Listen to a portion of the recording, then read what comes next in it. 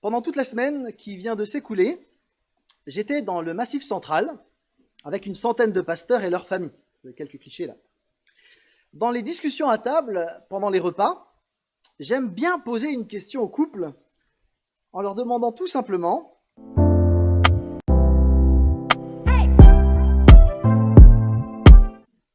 Et quand on écoute les histoires des uns et des autres, on attend que le couple raconte le moment décisif. Vous savez, ce moment où l'un des deux a osé sortir de sa réserve et a eu le courage de poser la question qui fait que le couple commence à exister.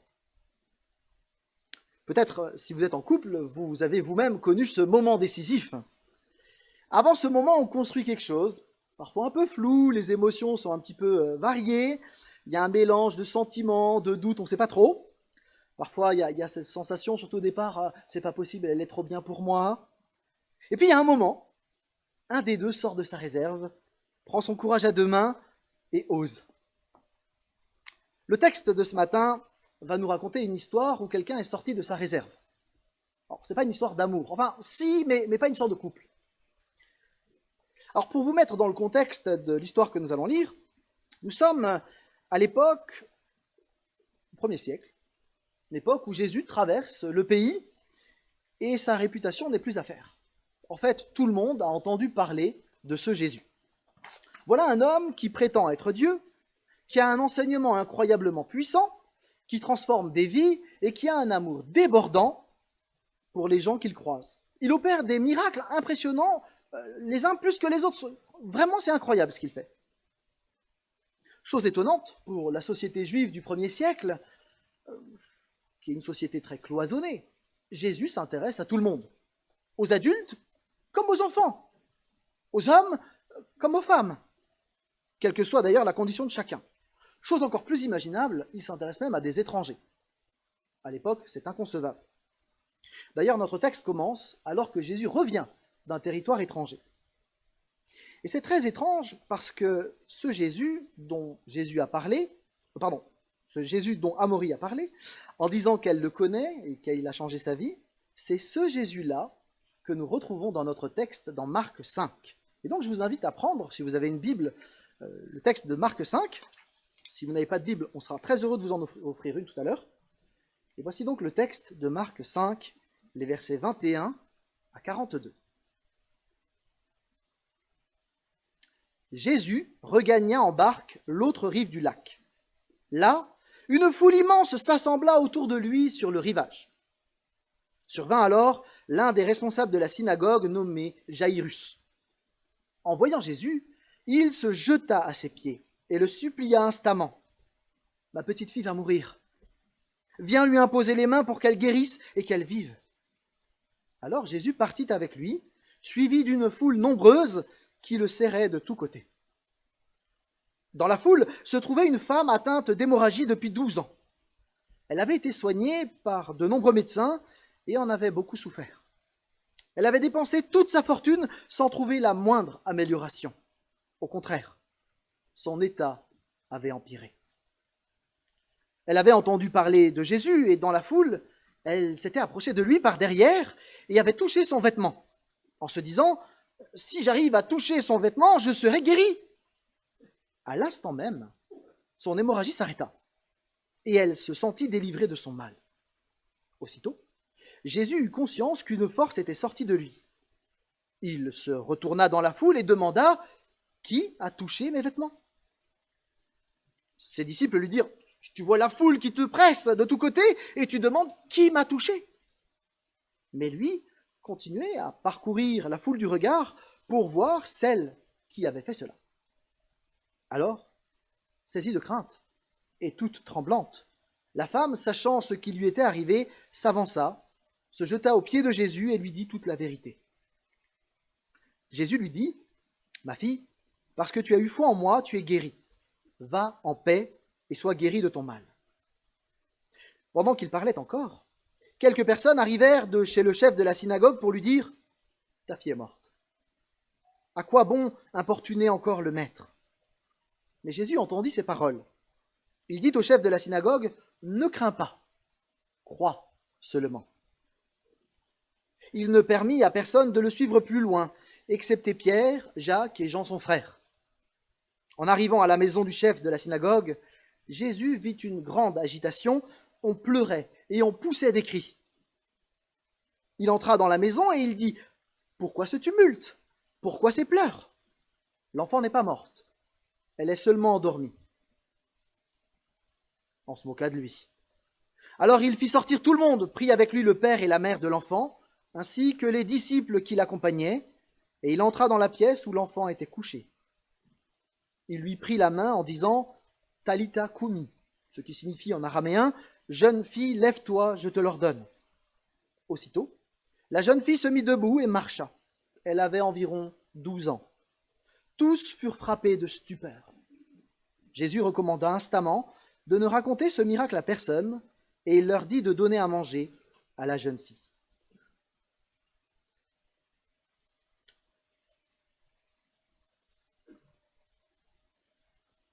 Deux histoires pour une vérité. En fait, le texte que nous venons de lire se présente comme un récit en sandwich. Il y a une histoire qui est entrecoupée d'une autre histoire. Ce n'est pas un hasard. Au contraire, l'auteur, Marc, a voulu que nous lisions ces deux histoires en même temps. Et tout comme dans un burger, on ne mange pas d'abord le pain et puis ensuite la viande à part, mais il faut prendre les deux récits ensemble pour avoir le goût qui est attendu par l'auteur. Ce texte nous présente donc deux femmes dont les destins vont se croiser. La fille de Jairus et la dame malade. La première est très jeune. Elle a 12 ans, nous dit la fin du texte. C'est encore une enfant. La seconde, elle, souffre depuis 12 ans. Le parallélisme est frappant. D'ailleurs, toutes les deux sont dans une situation désespérée. La jeune fille de 12 ans souffre gravement, et elle va mourir de sa maladie, on va y revenir. Et la femme, qui saigne depuis 12 ans, a tout essayé. Il faut imaginer le désespoir de cette femme. Dans notre texte, au verset 26, il nous est dit qu'elle a consulté de nombreux médecins. Et aucun n'a pu la soulager. Au contraire, ils n'ont réussi qu'à la faire souffrir davantage, si bien qu'elle a perdu toutes ses économies et son état a empiré. Au-delà des deux malades, ces deux récits mettent en avant deux personnages qui se font face, qui interagissent avec Jésus-Christ et qui sont l'un et l'autre aux extrémités de la société juive de l'époque. On a d'un côté donc Jairus, un homme, chef de la synagogue. On peut noter qu'il a un nom, lui, parce que de son côté, la femme qui souffre, elle est une anonyme, ce qui dit quelque chose de sa condition. Elle est sans ressources. C'est une femme qui souffre. Ils ne viennent pas du même monde. Jairus se présente ouvertement. Il fait une demande directe, même s'il le fait avec respect pour Jésus. La femme, elle se cache. Elle est rituellement impure. Quand on dit qu'elle est rituellement impure, ça veut dire que dans la société, on la considère comme une pollution ambulante. Elle ne devait surtout pas toucher qui que ce soit. Tous ceux qui étaient touchés par une telle femme ne pouvaient simplement plus participer aux offices religieux. Ainsi, pour la femme, la maladie la sépare de la communauté, la rend inapte à aller à la synagogue ou au temple, alors que Jairus, lui, c'est le chef de la synagogue. Par ailleurs, le besoin de Jairus était connu de tous, celui de la femme est intime.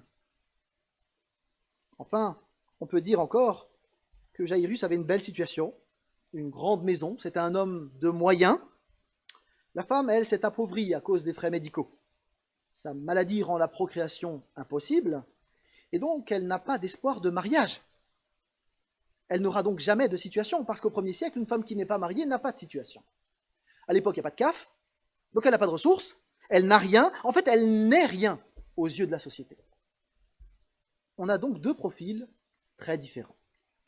Et ce qui est assez étonnant, c'est que Jairus et cette femme, deux êtres appartenant à des milieux opposés, se sont rencontrés au pied de ce Jésus, qui a priori n'a rien qui le distingue d'un autre homme. J'y vois pour ma part une belle image de ce qu'est l'Église, qui est composée de gens avec des conditions différentes, d'arrière-plans variés, mais qui ont rencontré Jésus. Et cet ensemble de gens qui ont rencontré Jésus forme l'Église, un groupe de personnes qui n'auraient pas dû se croiser. Parmi nous, Il y a des chefs d'entreprise, des gens qui travaillent dans l'enseignement, des personnes qui font du ménage, des gens qui travaillent dans le médical, des étudiants, certains qui ont changé plusieurs fois d'emploi, qui sont en intérim, d'autres sont des retraités, d'autres des chômeurs, certains ont des diplômes universitaires, d'autres pas. Il y a des hommes, des femmes, des enfants, il y a des Européens, des Africains, des Caribéens, des Asiatiques. Bon, je ne vais pas faire toute la liste, hein. Nous venons de milieux différents. Mais tous, nous nous sommes jetés aux pieds de Jésus, comme Jairus et comme cette femme. Nous sommes l'Église. Et le culte, c'est notre manière d'affirmer notre foi commune en ce Jésus qui a marché sur les chemins d'Israël, ce Jésus qui est mort sur une croix, qui est ressuscité ensuite, et qui s'est présenté à chacun de nous de différentes manières. Certains nous ont témoigné de lui, des amis peut-être. Peut-être nous avons été interpellés par la beauté de la création. Peut-être c'est le texte biblique qui nous a convaincus que Christ existait. En tous les cas, nous sommes ce peuple qui a reconnu Christ. Et le culte du dimanche matin, donc, c'est pas une activité comme une autre. C'est le témoignage collectif de notre foi en Jésus-Christ. Et comme il est vivant, eh bien, nous nous rencontrons en sa présence aujourd'hui. Dans notre texte, nous avons donc deux situations très différentes. Deux itinéraires, mais une souffrance terrible pour chacun. Jairus a certainement essayé tout ce qui était en son possible, avec tous ses moyens pour sauver sa fille. On sait que la femme a dépensé tout son argent, mais ils n'ont plus aucun espoir, ni l'un ni l'autre. Ils se tournent humblement vers Jésus-Christ, et l'un et l'autre vont être délivrés au-delà de toute espérance. Jairus a dû particulièrement trouver difficile de faire appel à Jésus. Jairus était un juif pieux, on l'a dit, chef de la synagogue locale, et il n'aurait pas dû aller vers Jésus. Il a probablement perdu des amis ce jour-là, en allant vers Jésus. Parce que beaucoup des Juifs le voyaient comme un menteur, un usurpateur, même un blasphémateur quand même, se prendre pour Dieu. Quand même. Mais l'amour de Jairus pour sa fille le fait aller au-delà. Il croit et il fait ce premier pas vers Jésus-Christ. La femme, elle, ne se sentait pas digne d'approcher de Jésus. Trop parfait. Alors, sachant que son hémorragie la rendait impure, elle n'a pas osé s'approcher d'abord. Elle sait qu'elle n'aurait pas dû s'approcher de Jésus, un homme tellement incroyable. Ni s'approcher, ni le toucher. La foi de cette femme a quelque chose, c'est vrai, de superstitieux, de maladroit. Néanmoins, Jésus-Christ l'a honorée et l'a guérie. Un chef d'un côté, une femme rituellement impure de l'autre, mais Jésus ne fait pas de différence entre les deux. Il les accueille l'un et l'autre avec une compassion incroyable. Et voilà une nouvelle pour nous. Quel que soit notre arrière-plan, quelle que soit notre situation et notre manière de concevoir qui est Jésus-Christ, il nous accueille, même maladroitement. La femme qui va être guérie va aussi être réhabilitée publiquement. Regardez, alors qu'elle voulait agir discrètement, Jésus va faire prendre conscience à tous qu'elle est guérie, qu'elle est pure. Et donc que tous les gens de la foule peuvent de nouveau avoir une relation avec elle, une communication avec elle. La guérison de Jésus est aussi une réhabilitation.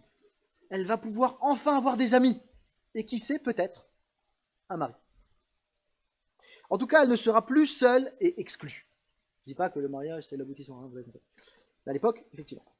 La manière dont Jésus agit change radicalement la vie de cette femme. De son côté, l'enfant va ressusciter. Et Jésus va prendre soin d'elle aussi. Donc on a deux histoires qui sont comme en stéréo pour que nous entendions une seule et même vérité. Alors que l'impureté et la mort ont frappé, Jésus, lui, il offre la vie. Mieux que ça, il est la vie. Tout ce texte a été écrit pour que nous comprenions cette vérité. Jésus a ce pouvoir de donner la vie, de mettre de la lumière dans les situations les plus sombres, parce qu'il est Dieu. Et on le voit clairement dans le texte. Vous savez, normalement, une souillure provoquée par un saignement ou un contact avec un mort, ça rend normalement impur celui qui touche. Or, dans notre texte, ça ne vous a pas échappé, quand Jésus prend la main de la jeune fille, la vie revient en elle. Et de la même manière, quand la femme malade touche Jésus, c'est pas Jésus qui est impur, elle est guérie. On peut d'ailleurs noter que, on peut noter d'ailleurs que quand Jésus touche cette jeune fille, il ne fait pas un rite particulier, il ne dit pas une formule très complexe. Il n'utilise même pas l'hébreu, la langue religieuse, il utilise l'araméen, la langue de tous les jours. Et il dit simplement, jeune fille, lève-toi. C'est banal. En fait, ce n'est pas la position des mains de Jésus qui a joué ou sa parole. C'est qu'il est Dieu. Et c'est pour ça que la jeune fille se lève. En fait, tout ce texte démontre le triomphe de Jésus sur la mort. Et les gens au 1er siècle n'étaient pas plus bêtes que nous. Hein. Ils savaient bien discerner quand quelqu'un était mort.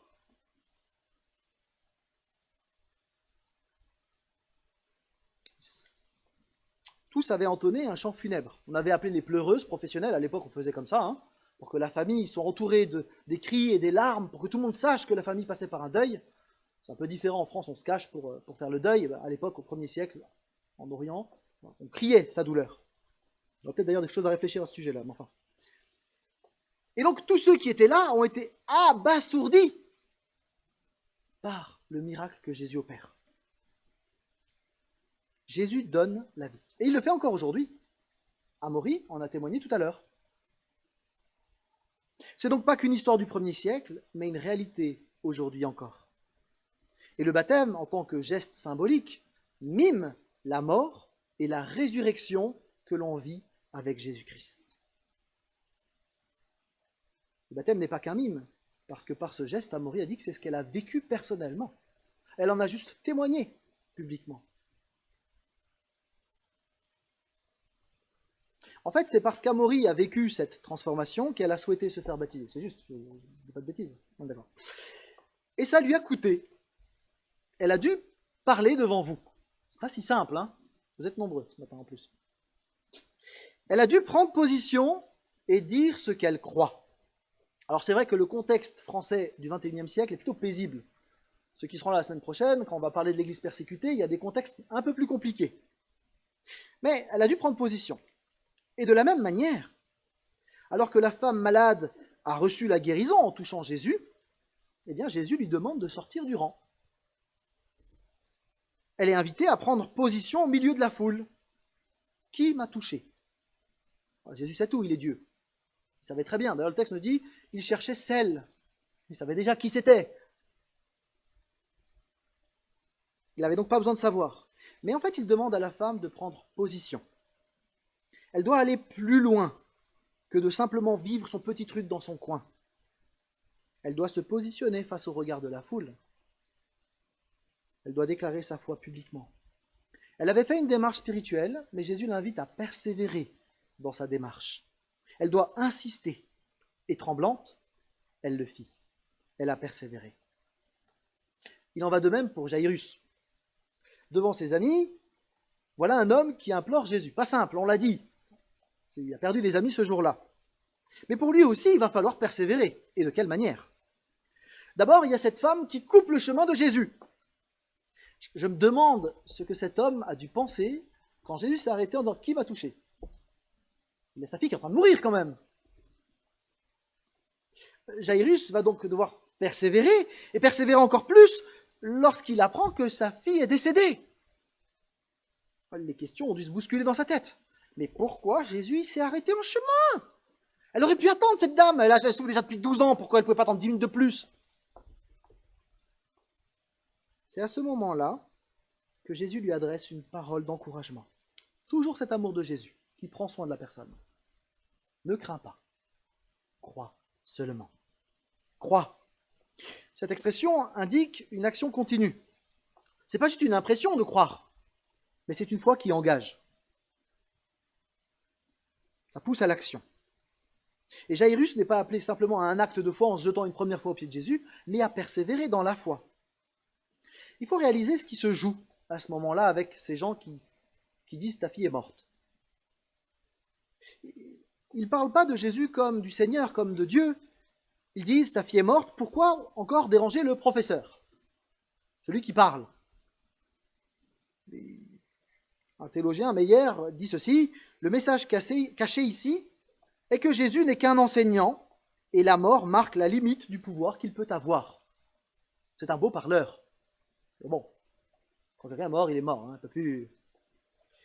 Et tout comme la femme a surmonté par la foi sa peur de sortir du rang, Jairus va devoir faire confiance à Jésus-Christ au-delà de ce qui pourrait être raisonnable.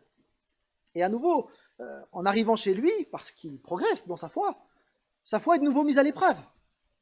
Imaginez des cris, des pleurs qu'on entend de loin. Tout le monde s'affaire pour préparer la mise en bière. Et Jésus dit que la fillette n'est pas morte.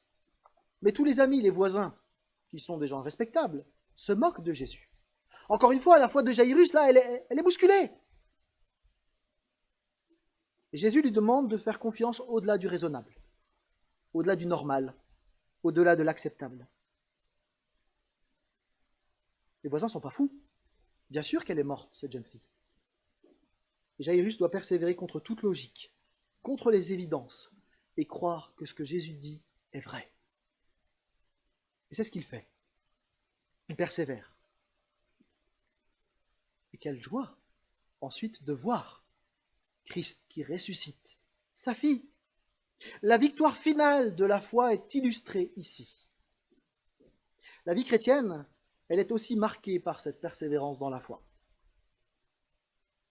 Vous savez, croire en un Dieu vivant mais invisible, c'est tout sauf évident. Alors permettez-moi une image, elle vaut ce qu'elle vaut. Hein. Imaginez que l'un de vos voisins vous dit qu'il a vu un sanglier dans le tout petit bout de forêt derrière chez vous. Vous ne l'avez pas vu, ce sanglier. Vous êtes sceptique, vous ne voulez pas trop y croire. Puis il y a un autre qui vous le dit. J'ai vu un sanglier. Vous ne l'avez toujours pas vu, vous. Mais dans la forêt, en vous promenant, vous voyez les traces de ce sanglier. Vous n'avez toujours pas vu, ce sanglier. Mais en voyant les traces, il semble assez clair que cet animal existe bien.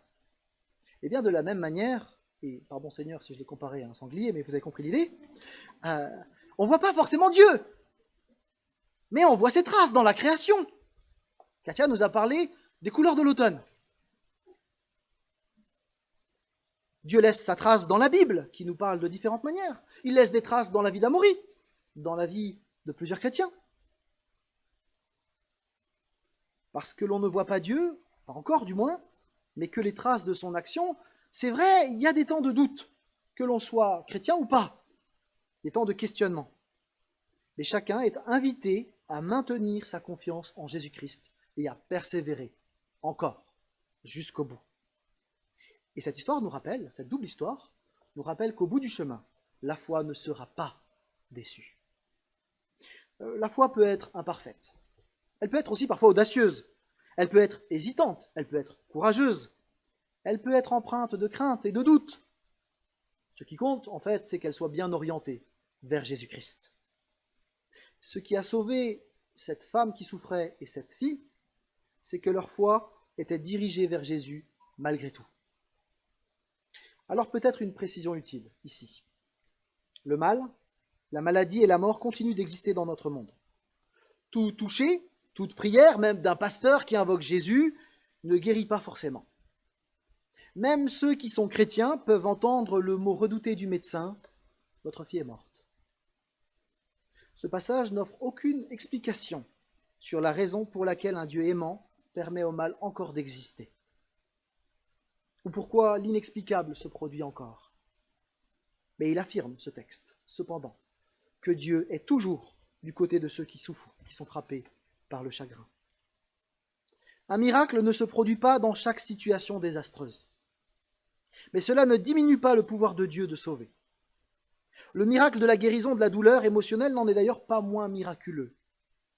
D'ailleurs, si Dieu intervenait dans chaque situation, nous n'aurions jamais à exercer la foi.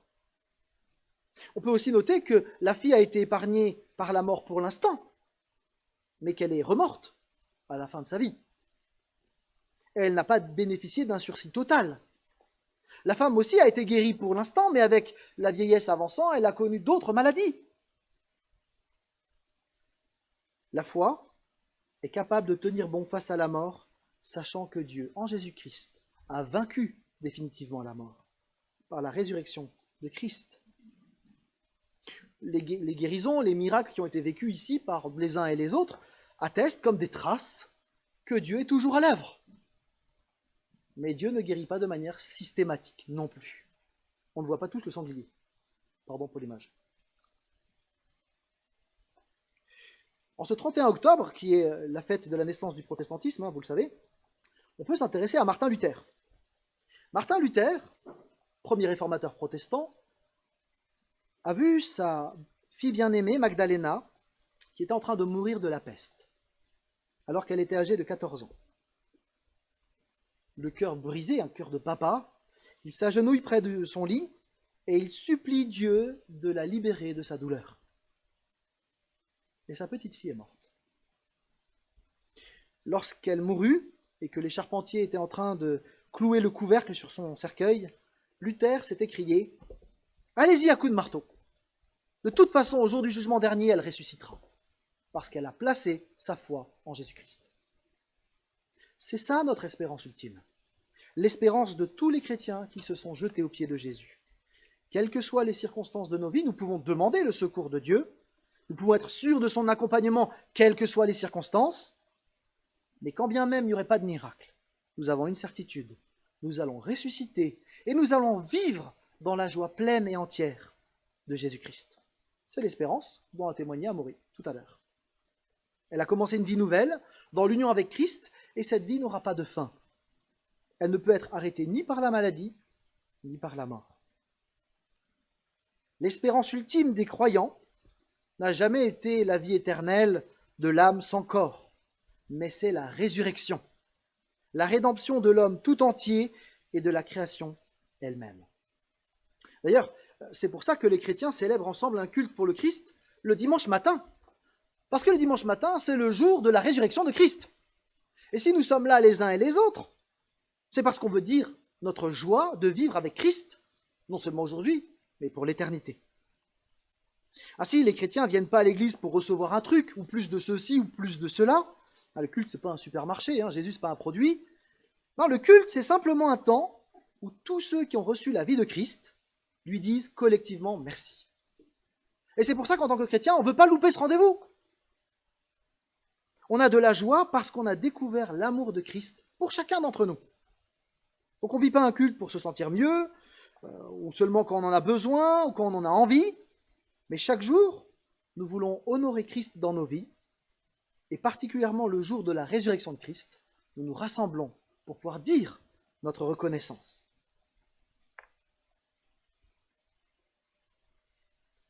Ensemble, quel que soit notre arrière-plan, nous disons merci à Christ au travers de nos cultes. Merci pour l'amour qui a été démontré par Christ pour chacun d'entre nous. C'est si énorme ce que Jésus a montré comme amour. Et si vous ne l'avez pas encore découvert, on aimerait vous inviter à le trouver aussi, cet amour. N'importe qui peut venir à Jésus.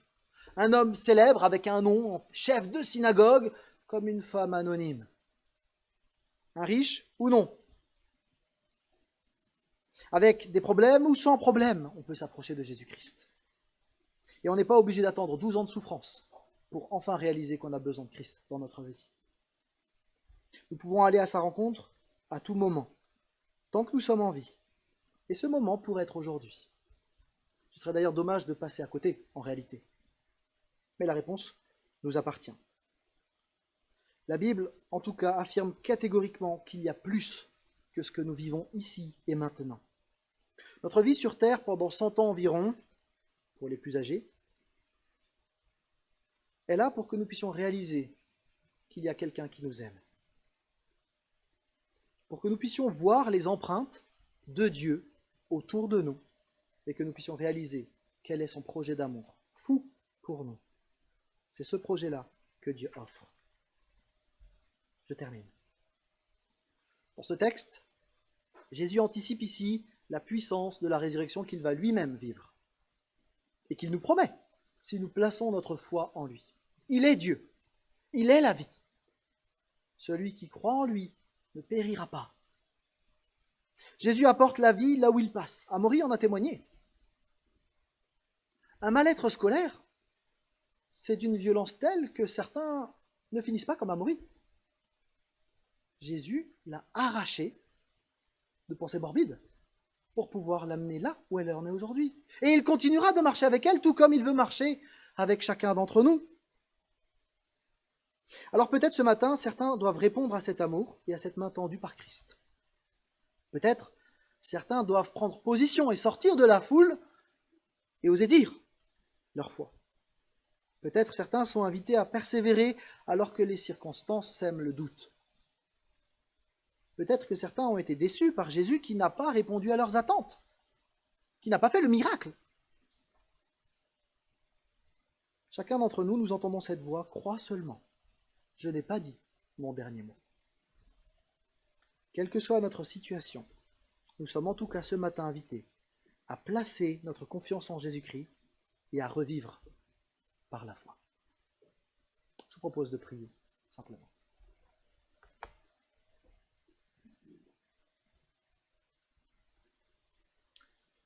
Seigneur, merci pour le burger de ce matin. Merci parce que ce texte a la saveur de la vie. Et Seigneur, nous voulons recevoir de ta part ce cadeau que tu veux nous offrir. Seigneur, tu sais exactement où nous en sommes chacun et chacune.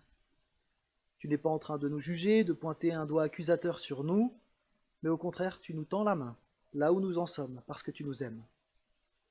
Tu connais notre arrière-plan, tu connais nos questionnements, nos doutes, tu sais exactement ce que nous traversons. Seigneur, ce matin, nous voulons, là où nous en sommes, entendre ta voix qui nous dit « crois seulement », et nous voulons croire. Nous voulons persévérer dans la foi. Nous voulons te faire confiance parce que tu as laissé assez de traces pour que nous puissions croire contre toute logique. Croire que tu es Dieu. Croire que tu t'intéresses à nous. Croire que tu veux nous donner une vie éternelle. Merci pour l'exemple d'Amaury. Merci pour son courage et sa foi. Merci parce qu'elle a persévéré et elle a osé sortir de la foule pour dire ce qu'elle croit. Merci parce qu'elle a posé une trace de plus dans la forêt pour nous. Seigneur, ensemble, nous voulons simplement nous tourner vers toi ce matin et te redire notre foi. Amen. Amen.